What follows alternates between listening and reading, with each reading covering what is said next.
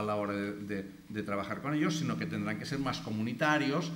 Por ejemplo, estableciendo métricas de valor, cuando antes comentaba María Ángeles, ¿no? la facilidad con que transportamos de pounds a euros o lo que sea, otras métricas de valor que nos permitan, ¿no? generar digamos, dinámicas de relación y establecimiento de pautas colectivas para resolver problemas, ¿no? Y esto también el cambio tecnológico lo facilita, ¿no? Es decir, digamos, hay algún ejemplo en Gran Bretaña, por ejemplo, el Bristol Pound, ¿no? Es decir, la ciudad de Bristol, ¿no? Ha establecido un pound propio de Bristol que permite, digamos, que se generen economías sociales más interactivas y además una tercera parte del sueldo de los funcionarios de Bristol se paga en Bristol Pound, ¿no?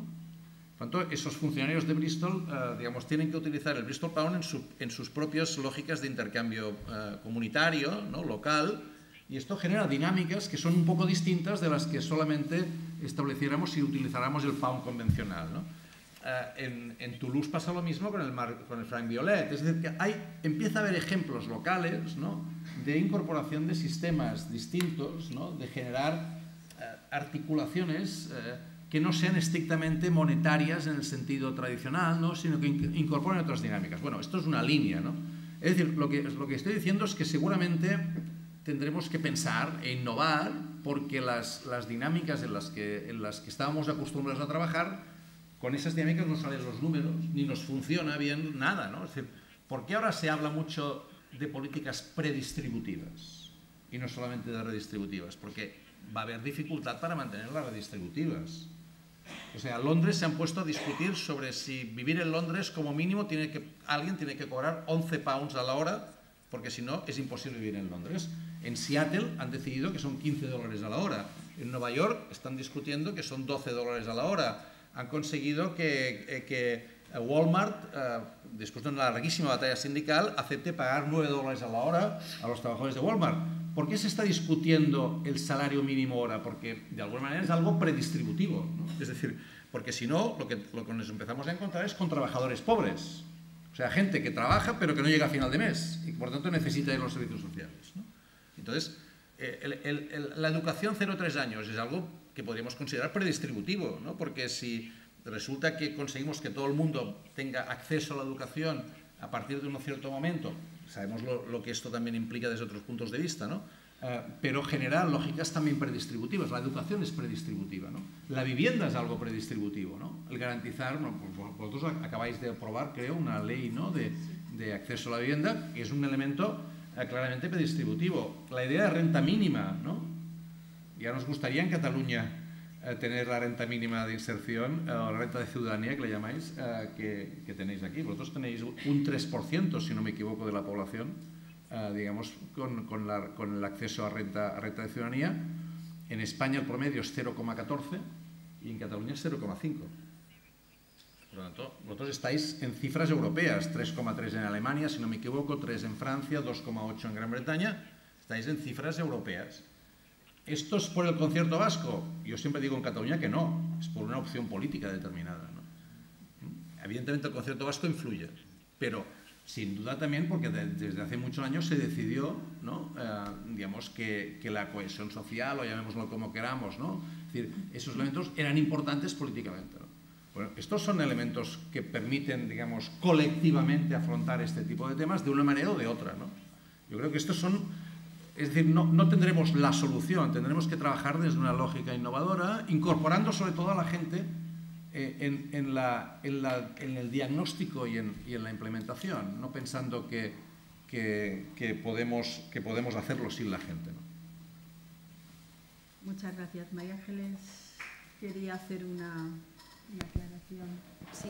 Hay una palabra pedida y no sé si hay algo más. Andamos pillados de tiempo. Vale. Bueno, Subirás acaba de introducir, entre otros, un tema al que no nos hemos referido en extenso, que es el de la globalización.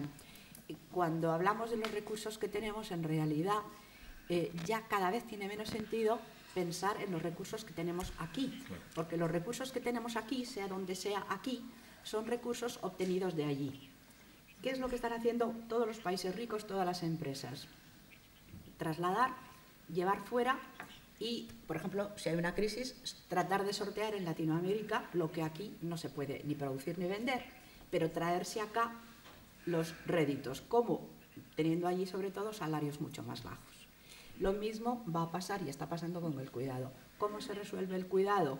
Dado que los de aquí, sea aquí, donde sea, cobran mucho, entonces lo que hacemos es, ya que no podemos, como sí que hacemos con los, por ejemplo, para montar automóviles, no nos los podemos llevar ni a Marruecos ni a Paraguay, las personas que requieren cuidados, quiero decir, entonces lo que hacemos es traernos los cuidadores y pagarles más alto que en Paraguay o en Marruecos, pero bastante más bajo de lo que nos requeriría uno de los de aquí. O sea, la internalización ha llegado al cuidado y se producen las cadenas de cuidado que en estos momentos en algunos países mueven más dinero que la exportación de petróleo o de banana, ¿no? Y se ha convertido en el bien más exportado. Vale, gracias. Hay dos palabras pedidas. Pido brevedad por cómo andamos de tiempo, porque queremos parar un poco para luego continuar. Brevemente, por favor. A lo mejor no hay más palabras, ¿no? Bueno, quizás se hacen las dos formulaciones seguidas y luego se contestan. Vale. Voy a intentar ser muy breve. Estamos muy cansados de hablar de la famosa fuga de cerebros. Yo soy de la generación de la fuga de cerebros, aunque no he fugado, pero cuando hablamos de cuidado yo pienso en esa fuga de cuidados, porque luego me sorprende como persona joven que habitualmente en la sociedad parece que se deposita la confianza en que en el futuro exista esa generación de cuidadores, de los que ahora somos jóvenes. Entonces yo me pregunto, cuando llegue ese momento, ¿existirá en España esa generación que esté dispuesta a cuidar? Igual ya no está, ¿no? Esa es una reflexión. Y luego, yo vengo del mundo de la educación y estoy en universidad, entonces yo y algunas compañeras nos planteábamos la posibilidad de investigar hasta qué punto en los colegios, en general el sistema educativo formal, interesaría empezar a introducir elementos formativos referentes al cuidado, a la dependencia, a la diversidad, el tema de la muerte, que también me parece muy interesante desde el punto de vista educativo. Pero claro, nuevamente decimos, bueno, ¿quién será el que tenga que cuidar mañana? Ahora es la mujer de mediana edad, ama de casa, que no tiene quizás trabajo laboral fuera del ámbito del hogar. Pero el día de mañana, ¿quién cuidará? Entonces, ¿habría que introducir ese tipo de temas en la escuela? ¿Habría que formar a los que ahora son niños para, de alguna manera, generar esa disposición futura al cuidado? Bueno, ¿Con qué objetivo? ¿Con qué meta? Está clara. Por favor, Gracias. ¿puedes pasar aquí el micrófono? Y hace la pregunta y luego ya se contesta.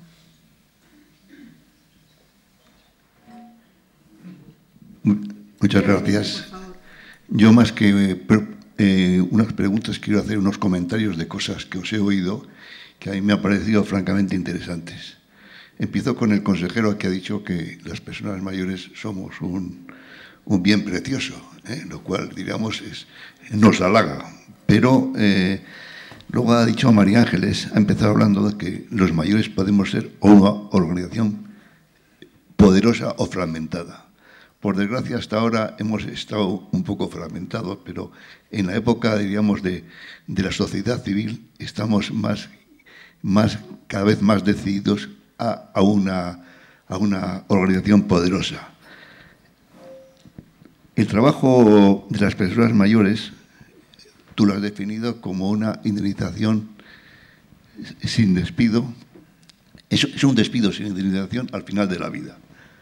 Entonces, el problema nuestro es que el trabajo voluntario, desgraciadamente, no se está valorando. Entonces, si la aportación que estamos haciendo, digamos, al PIB es importante, ¿por qué todavía se sigue saliendo en la prensa? Tú has explicado el tema de la duna y dices al final de la vida el gasto de las personas mayores es el mayor. Dicen que el último año de la vida se gasta 7 veces más que la media de los años anteriores.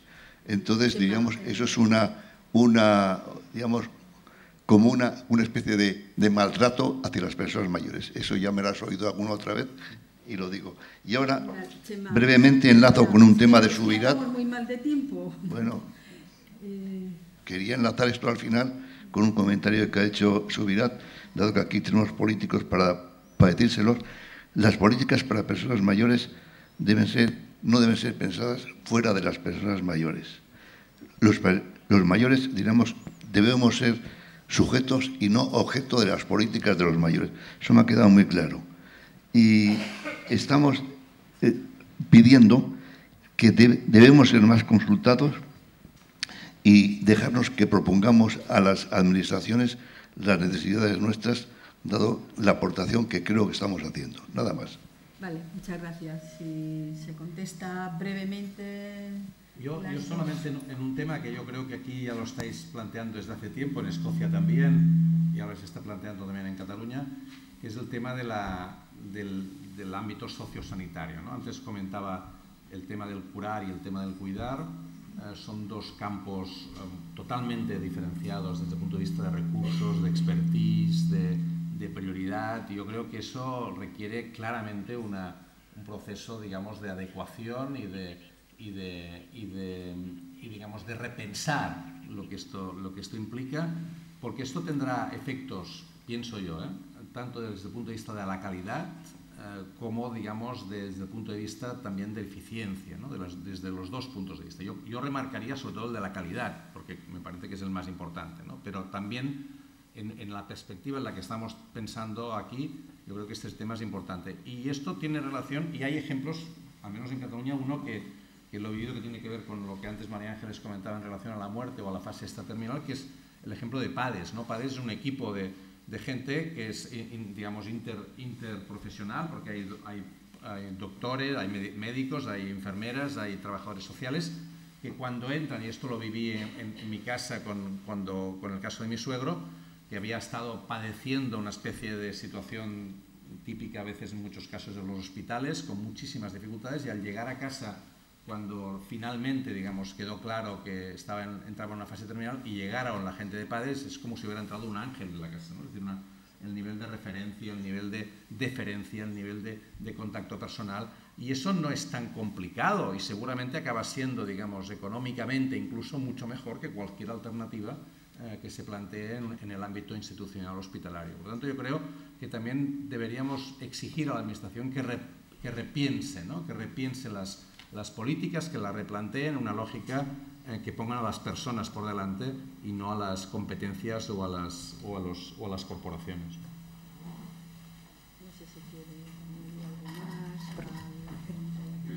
Sí, yo creo que la educación es importante. Sí, brevísimo. La educación es importante, por tanto, lo que es importante debe reflejarse en la educación. Y en cuanto a quién va a cuidar, pues con 0,8 y hacen falta por lo menos 2,1 de hijos por mujer, pues, y si además parte de los que hay se tienen que marchar porque aquí no hay empleo, entonces no vamos a tener gente joven de repuesto para cuidarnos, lo que significa que el grupo sobre el que recaía ya el cuidado va a tener una carga mucho mayor. Esa es en esencia. Sí, el profesor Green quería decir algo, y también yo le quería decir en relación con las ciudades amigables que se veía muy claro en los gráficos que nos ha puesto de la ciudad de Milán. La peatonalización no es solo una cuestión, me parece, de urbanismo, sino que ese diseño de las ciudades contribuye a la humanización, diría, de las ciudades, y por tanto tiene un aporte de beneficio a todas las personas, a toda la sociedad. Bueno, y brevemente, y hacemos un receso. Diga. Thank you. And I think that is part of universal design. What is good for older people is also good for older people. Sorry, what is good for older people is also good for younger and everyone. I just wanted to conclude with a reflection on the meeting. I said at the beginning and end of my presentation that WHO can contribute to synthesis of evidence, provide frameworks, take on the experience of countries and cities. I do, however, feel that I made a presentation which highlighted the strengths of WHO. I think a weakness, which is evident from hearing the two speakers today either side of me, is that it has a public health perspective, and that sometimes is relatively narrow. Although it tries to reach out, it doesn't have that complex understanding of political economy that my two colleagues made a presentation on. So I think though those presentations are about a political and economic understanding of healthy aging, of aging and also health.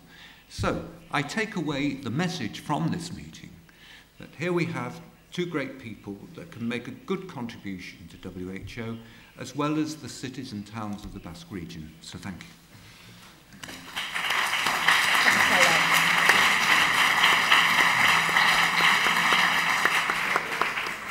Bueno, pues muchas gracias. Vamos a hacer un receso de 10 minutos. Vamos a estirar un poco las piernas y a continuación se procederá a la presentación